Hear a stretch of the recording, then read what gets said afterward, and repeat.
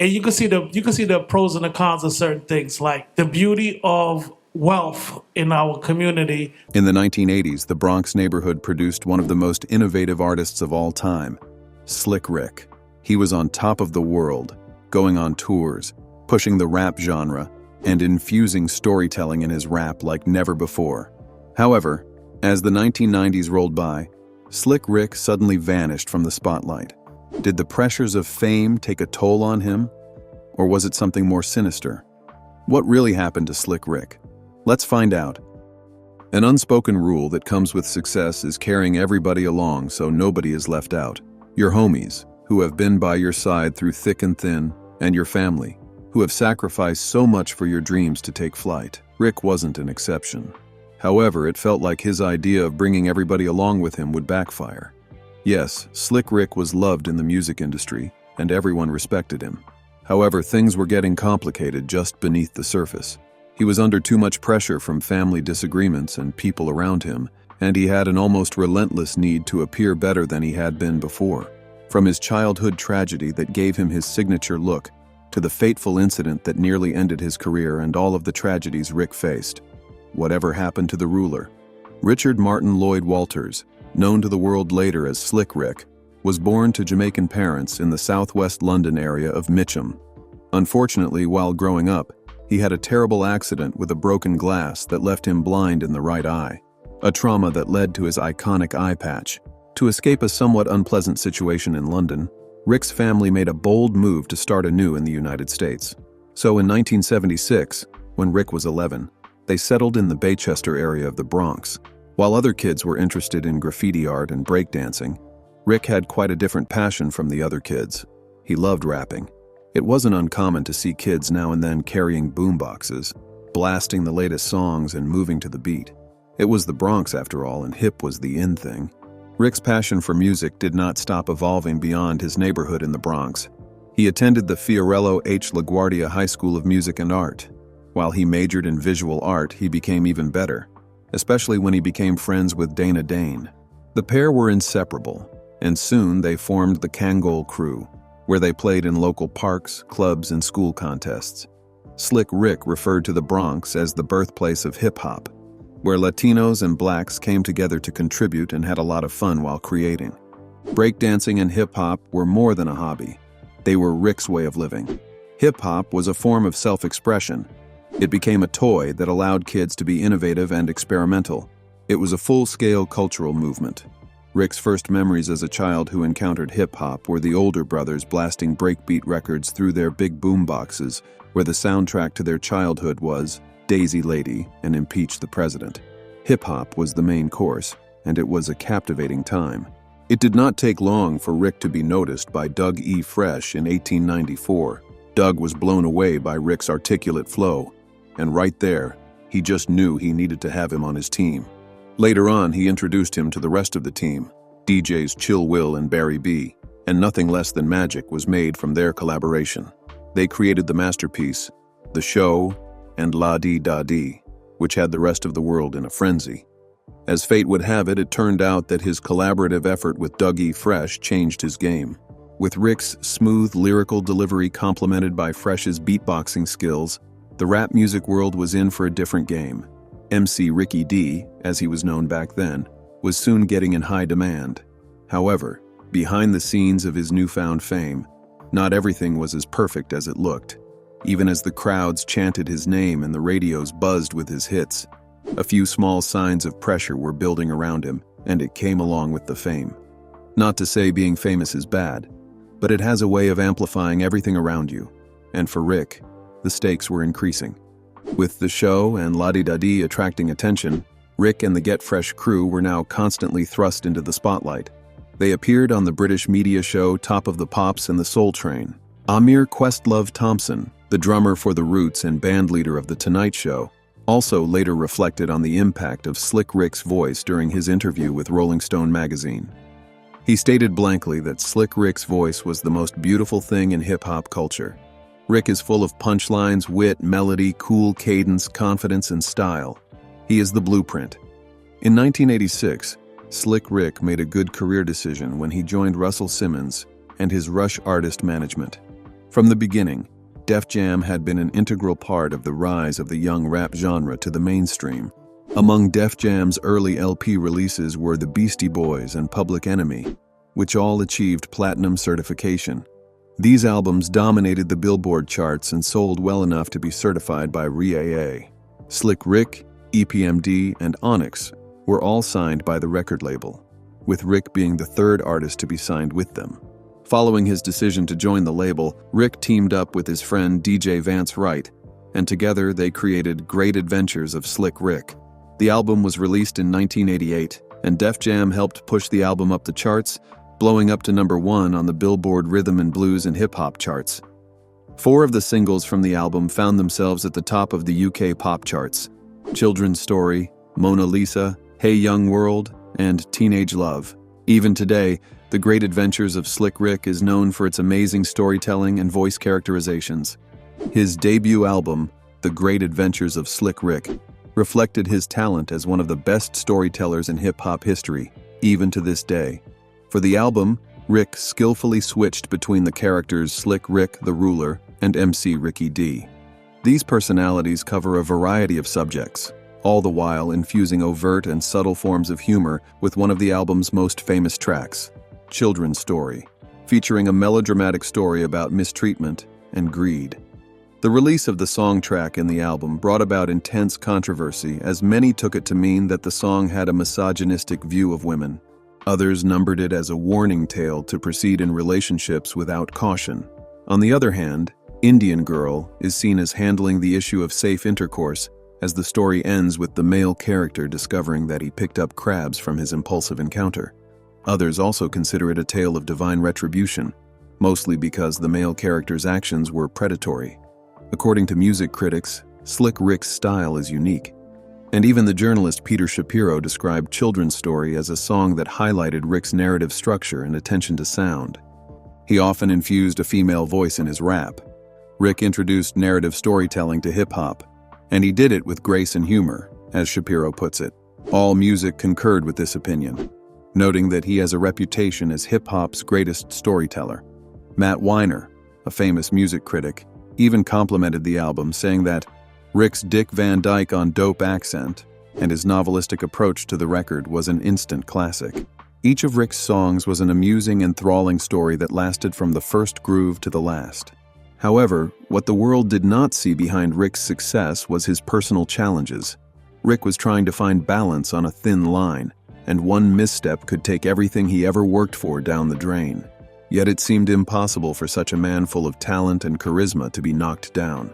However, the truth behind this mystery is closer than anyone thought, and it is about to change everything. The rising tension. A grave mistake was made in 1989 when Rick's mother, Veronica, decided to employ Mark Plummer as Rick's bodyguard. Mark was her nephew and Rick's first cousin. However, by 1990, Plummer's real intentions started to show. He had become a liability, and instead of protecting Rick, he repeatedly tried to extort money from the person he was supposed to safeguard, and this behavior led to his exit. Plummer's behavior, however, became sinister after he was fired. Following his exit, he got upset over the severance package he received, and somehow he started plotting revenge. He proceeded to rob Rick on numerous occasions, but things took a terrible turn when Plummer threatened to murder not only Rick, but his mother. Soon enough, the situation became something two people couldn't randomly sit and gist about, especially when Rick came home one day and found out that he had bullet holes in his front door, a chilling warning from Plummer. Out of fear for his safety, Rick armed himself with protection. Was this the safest thing to do, though? On the 3rd of July, 1990, Rick saw Plummer lurking around his neighborhood, and he opened fire, at least 4 shots at once in a flash. One bullet hit a bystander in the foot, and another bullet hit Plummer. Neither Plummer nor the passerby was hurt seriously. The headlines told a different narrative: a rap star gone rogue, a bitter disappointment, a fall from grace. The media latched on to this narrative and soon started to paint Rick as a danger to society. However, were they right after all? Was the world's beloved storyteller a villain in real life, or was he a victim of circumstances? The legal system ran quickly, and the rapper, who once wowed the crowds with his storytelling style, now wowed people with the story of his altercation with his cousin, surrounded by courts, lawyers, and the jury. And what was worse, his fate was in their hands. The law, the court, and prison. Slick Rick had grown up in the Bronx and drawn inspiration from local hip-hop pioneers, the Cold Crush Brothers. They had routines and rhymed over good records. As they were from the Bronx, Rick would see them play in schoolyards because it was always a free spot open to the public. They were loud and energetic, and their infectious performances were extremely stimulating. Rick's inspiration wasn't just centered around the Cold Crush Brothers. Busy Bee, too, had catchy rhymes that made the whole world clap along. Ba diddy ba do bang. So these two plays went a long way in forming Rick's early hip-hop recollections. Rick's storytelling style developed in his English classes at high school. He loved to write essays, and he put this knowledge into action and used it in his rap style, telling stories with clear beginnings, middles, and ends. One song, however, that struck a chord for him was Mel Mel's The Message. Nevertheless, Rick evolved to create his style that featured positive messages, humor, and relatable themes that kids resonated with. However, Rick's life took a dramatic turn on the 3rd of July 1990 when Bronx officers Rodriguez and Wong received a call about a hit. A black male had fired about 6 rounds near the off-track betting outlet on East 241 Street and White Plains Road, then drove off in a car headed toward the Bronx River Parkway. Walters, later identified as the Trigger Man, aka Slick Rick, confessed to the crime. He had been driving to the scene in a rented Dodge Shadow when he spotted his cousin Mark there. Then he drove home, grabbed 6 weapons, and returned to release bullets at his cousin about 4 times with a .380 firearm. However, attempting to flee the scene during the police chase, he crashed his car. What specific thing drove Rick to aim the firearm at his cousin and why? As mentioned, Mark was hired by Veronica, Rick's mother. She was his tour manager, and somehow she noticed Mark was earning more money than Rick, which was quite unusual. However, she couldn't fathom how that was even possible. Nevertheless, she couldn't turn a blind eye to the fact that Mark had to act as security so Rick wouldn't have to carry a firearm around. His first album was quite a hit, and he was gaining popularity. One time, Rick and his friend Daddy Kane had an argument over billing orders. Others claim that Rick pulled a firearm on Kane backstage, but Rick refutes that it was simply a verbal argument. Mark, on the other hand, was becoming more demanding by the minute.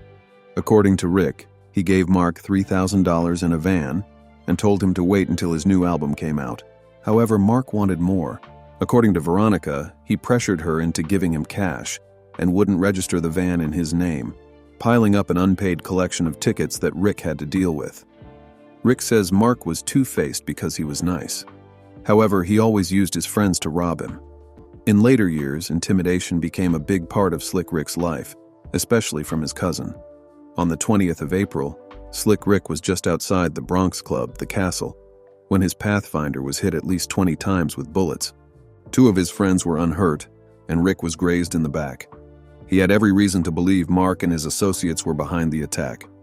Despite that, Mark allegedly continued his extortion scheme using the same plot scheme Rick believed was used by men who stalked big-time dealers. It got worse a month later, with Rick coming face-to-face with an armed man outside his apartment. The would-be assailant, however, got scared by the time Rick got inside and fired a warning shot through the door. Oddly enough, things suddenly started to go haywire 30 seconds later, when Rick heard his stepfather's voice coming from outside the door. This was one of the events that led up to Rick's testimony to the cops days later, on the 3rd of July, as he attempted to give his testimony. According to the police report, Mark was impersonating his stepfather's voice. Rick, however, didn't fall for it, and Mark left but called Rick back a few minutes later, threatening to murder him. The next day, though, Mark took a different approach and told Rick he would murder him and his mom. This was the final straw for Rick. Mark, threatening his mother's life, was way out of line, and that was when he decided to take matters into his own hands. This was how Rick's alleged reputation of being a murderer came into play. Even the police did not see Mark as a murder suspect. What is interesting about Rick's story is a line in his song Children's Story that says, "The cop got scared, the kid. He starts to figure, I'll do years if I pull this trigger." Rick was later taken to the Bronx Municipal Hospital after the incident and was kept under tight security for a couple of weeks. He was arraigned on the 12th of July and jailed at the Manhattan Detention Complex for months while awaiting his $800,000 bail. One thing, however, that was different about Rick's jail time compared to other inmates was his popularity. Rick had fans worldwide, so this allowed him enough time and space to concentrate on his music, because the other inmates respected him enough for that. He spent hours rhyming and coming up with something new. He would call his friend Vance now and then to send him beats and tracks to work on, to which he complied. Although Rick was behind bars, in no way was his productivity going to deter the charges that lay ahead of him. 2 counts of attempted murder, 2 for mistreatment, and 6 counts for possession of illegal weapons. Attempted murder in the state of New York also carried a sentence of 2 to 6 years, with a maximum of 8 1/3 years to 25. However, Rick got a plea deal from Judge Gerald Scheindlin, and his lawyer confirmed that it was difficult to refuse. Rick would plead guilty in return for a sentence of up to 3 1/3 to 10 years, minus the 8 months he had already served. Def Jam later bailed him, and after pleading guilty on the 22nd of March, he was due to remain in prison until the 6th of June to work on music. Rick worked with bodyguards and in secret recording locations like Manhattan's Chung King Recording Studios, where he produced 2 albums and 5 videos. Now, the results of this video were not entirely flattering, but it was still able to portray the essence of Slick Rick. For example, Shouldn't Have Done That featured a chorus that sang, "I'm feeling sad and blue." This time, Rick and Vance were producing the song themselves. However, the collaborations were smooth when other notable producers, Prince Paul and Marley Marl, gave their input. Simmons was so impressed by Rick's recently acquired behavior that he couldn't help but commend Rick, saying he was already rehabilitated. Rick had changed a lot since quitting drinking, strengthening his bond with his family, and even committing himself to his girlfriend Lisa, who had just given birth to their son over a year ago. Rick was taking the responsibility of a father and adorned his toddler with gold chains. However, of course, Rick violated the law, whether or not he intended to, even though he kept on telling people he was just trying to protect his property and that he was a good guy who got screwed. The law was still the law, and it won. On the day of sentencing, Rick's lawyer, James Gagliardi, bitterly condemned the district attorney for treating his man unfairly and inflexibly. Gagliardi drew comparisons with boxer Jack Johnson and Rick, stating that Rick had volunteered with the Department of Public Safety. Judge Scheindlin then commended Rick for his remorse, but reiterated that it was important to hold him responsible for his actions because he influenced the public. The judge then added that people looked up to him and had to believe that if he did wrong, he had to pay for his wrongdoings. With that, he delivered the promised sentence to him, 3 1/3 to 10 years in jail, after which Rick was handcuffed and led away. As he left, the emotion was too much for Veronica to bear, and all the emotions she had pent up seemed to let loose at that instant. Rick's prison sentence ruined his career, but that saga kicked off a new nightmare. During his time in prison, another threat started to grow in number, which not many would have predicted. The problem, as you see, was that Rick had become a hip-hop legend in America, but he had never fully left the shores of Britain. When he was convicted for his crime, that triggered a series of immigration hurdles, and the talk of deportation began. To Rick, this was not just leaving the country, but ripping him from his fans, friends, and the only life he had ever known. As the United States government attempted to send Slick Rick back to Britain, the hip-hop world awaited with bated breath. There was a lot going on behind the scenes. Was this all part of the standard legal procedure, and were the consequences of his actions too? Conflicting reports made the situation even more tangled. Others believed Rick had broken the law, so deportation was inevitable. However, others started to believe that his punishment was not proportional to the crime. Many in the hip-hop community whispered about how the government used him as an example, telling their community that no one was above the law. Fans defended him, celebrities took his side, and an endless legal struggle started. Still, as the drama unfolded, the truth was unclear. Was this all a misunderstanding? Was Slick Rick a threat? Or was he being persecuted because of his image, fame, or even his influence in a genre generally perceived as dangerous by authorities? After his time in jail for attempted murder, Slick Rick was freed in 1993 and was reunited with his family in the Bronx. However, his freedom was brief, as the Immigration and Naturalization Service tried to deport the London-born rapper. Rick was once again jailed but freed in December 1995 after an immigration judge determined it in the best interest of the country to let him stay. Rick continued his music career at age 41, reviving his fame and avoiding trouble for several years.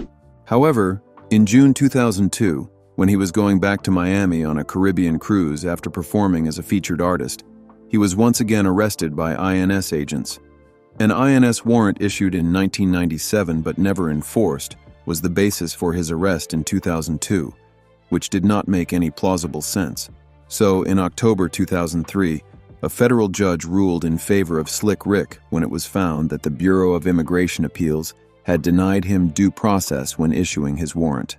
Despite the second prison term that came later due to this, it was Rick's second major court win. The case drew criticism from supporters, including Benjamin Chavis, the co-chair of Hip Hop Summit Action Network, who castigated the government's priorities. With all of the real and present threats to American society from terrorism, why was the government chasing this rapper? Chavis asked. Because it did not make sense why Rick's case received more attention than others. Now here's the thing. Homeland Security spokesman Mark Raimondi said Slick Rick's 1990 conviction for aggravated felony made him eligible for deportation. This development came after the Court of Appeals, Second Circuit in New York, gave the 2003 order that freed him in the first place. The case was then transferred to a Georgia appeals court, which was considered more conservative, but Rick's lawyer was considering appealing the case to New York. Bear in mind that Rick's conviction is an aggravated felony, and it involves crimes like murder, trafficking, and firearms offenses. Under the Immigration and Nationality Act, more than 20 crimes count as aggravated felonies. Yet, despite the latest ruling, the Second Circuit credited Rick with a good chance of avoiding deportation. He expressed frustration while reiterating that the case he was held accountable for happened in 1990. Yet, the year was 2006, and it was being dug out of the grave. I don't know if this is about politics or the law or what. I'm just leaving it in God's hands, he concluded. True to his words, God may have fought this one out for him. In 2008, the then New York governor, David Paterson, proclaimed a pardon for Slick Rick. This was a major turning point for the rapper, as he had been going through his immigration issues for a long time. Rick had also been a symbol of rehabilitation for many, and that's why Paterson recognized his efforts as a symbol of rehabilitation for the young generation. The pardon was a huge relief for Rick, as he did not have to be deported and could remain with his family in the U.S. His 2 teenage children, being American citizens, were especially grateful. For 23 long years, the British-born rapper had been involved in that tiring legal battle with U.S. immigration authorities. Finally, on the 15th of April 2016, Rick was officially sworn in as a U.S. citizen in New York, with his loved ones around him. Now that Slick Rick was free from his nightmare, it seemed his story finally had a peaceful end. But was it over? Why did the case keep coming back up? And what exactly did investigators uncover? The investigation into why Rick's car was fired at had become a curious case. A detective, alongside his instincts, suspected that the incident was related to substances. However, rap promoter Mickey Benson pointed out that the assumption was based on bias. Benson made it clear that the police always presumed that if they were black and rich, it was substances. He also suggested that the police were too quick to conclude based on the stereotypes provided without considering other motives. It turned out there was more to the case than meets the eye. The investigation into the shooting of Slick Rick's Pathfinder took a darker turn, with a possible murder plot. Remember Rick's recollection of what happened when the burglar tried to break into his house. The police had begun an investigation to find out whether Rick's firearm had hit the person. According to sources within the 4070 precincts, a man named Cornell Sutherland was found lifeless in April 1990, a block and a half away from Rick's home. Now, the timing of this situation was striking, because it coincided with the firing that happened in Rick's car the next night. It started to look like Rick had initially misled the police about the timing of the robbery attempt at his home, with the claim that it occurred in June rather than in April. However, Rick's lawyer, James Gagliardi, at the time described Rick as paranoid and terrorized due to the rumors around the town that Mark would murder Rick if he came across him. Due to his fear, immediately Rick spotted Mark. He decided to take matters into his own hands. At first, the police hadn't thought of anything about the demise of Cornell Sutherland. However, when he mentioned the attempted break-in at his home following his arrest in July, they began to look at some kind of connection between the two events. Yet, despite their investigation, no evidence was found to link the bullet found in Sutherland's body to the firearms found in Rick's car. Even when the police visited Rick's house to search for clues, they couldn't find anything because the doors had been replaced and the holes in the door were no more. Well, when you're called Slick Rick, some kind of slickness is expected, but with murder still not solved and holes in a story too many to count, could there be a twist slicker than Rick himself? Kindly share your thoughts in the comments. If you enjoyed this video, like and subscribe to our channel. Before you go, explore the other videos displayed on your screen.